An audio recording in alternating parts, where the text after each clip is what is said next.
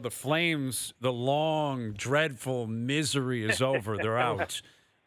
Easily the most disappointing team in the country. I would say if Florida makes the playoffs, the most disappointing team in the league. I think Markstrom, the most disappointing player, certainly in the country, maybe in the league based on how he played all year. Over Huberdeau? Maybe Huberdeau gets him. You're right. Yeah. Maybe Huberdeau gets him. Huberdeau's sitting at 55 points. Those two in particular, because the Flames in general, I think collectively played okay. Their goaltending was a mess a lot of the year. But the questions that are going to pop up over the course of the summer, and I know they're talking about it in Calgary, is like, how does this change in the future? Let's assume Daryl Sutter stays and he's the coach next year. How does Huberdeau and Sutter, how do they coexist? How does Huberdeau hit 100 points in Calgary, 100 points, and they're back in the driver's seat next year? Well, I mean, I think the players got to be better. I always put the players on the hook first because they're the ones responsible for how they're playing. But I think some of this is player-driven. Some of it is system-driven. And I think the fact that Calgary had one of the worst shooting percentage in the league is, yes, it's talent, but it's also the system. And I think if I'm Trey Living, if I'm back, because his contract's actually up this summer, they got to re-sign him as well. I have a conversation with Daryl Sutter. Okay, listen, we have this group of players. We know you're a great coach. We know your system has worked in the past. What can we do to tweak and augment the system we're in right now to get more from the group? Because the group's not going to change. The only player of consequence that's going to leave is Milan Lucic. So, all the big guys with all the big contracts, unless they make trades, will likely be back next year. So I think they should change something, and that probably involves strategy or philosophical changes from the coach, which I don't know what that conversation is like. Noodles can maybe tell you how Daryl, if he'd be open to that kind of thing. I think Daryl's a lot smarter than he likes to play himself off as being, and he could do that if he wanted to.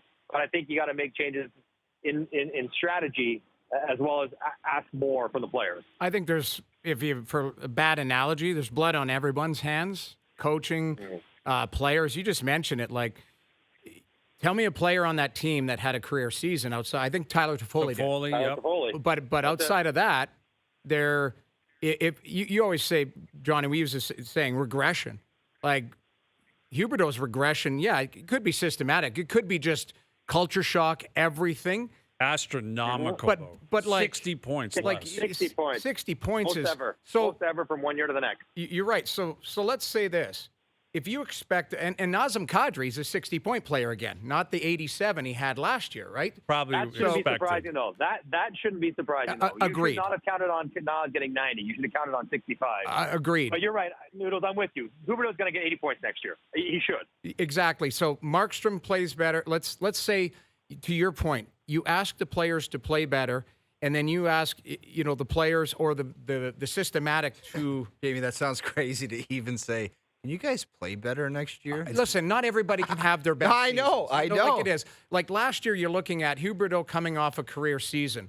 Like, what did Johnny Gaudreau do in Columbus this year? He didn't have 150 Wasn't great. points again. Like Yeah, sometimes 85, though. you're right. Where he should have been in a situation. That's where I think Huberdeau should have been. That being said, there's so many things to unpack. They played 30-plus one-goal games, 26 overtime games, 17 losses. 17. Fitting it ends the way it ended last night. Yeah. It ends in a shootout.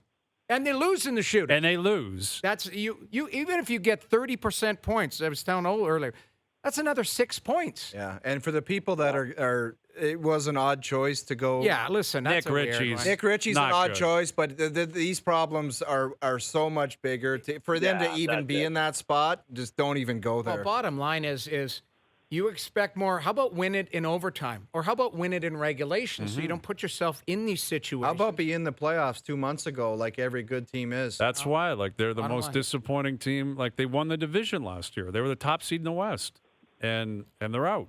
And we'll see. They still got good players. Like, Daryl Sutter's still a great coach. Well, they're Just gonna a matter have to, of- it's a long summer, man. It's going to be a long, long summer.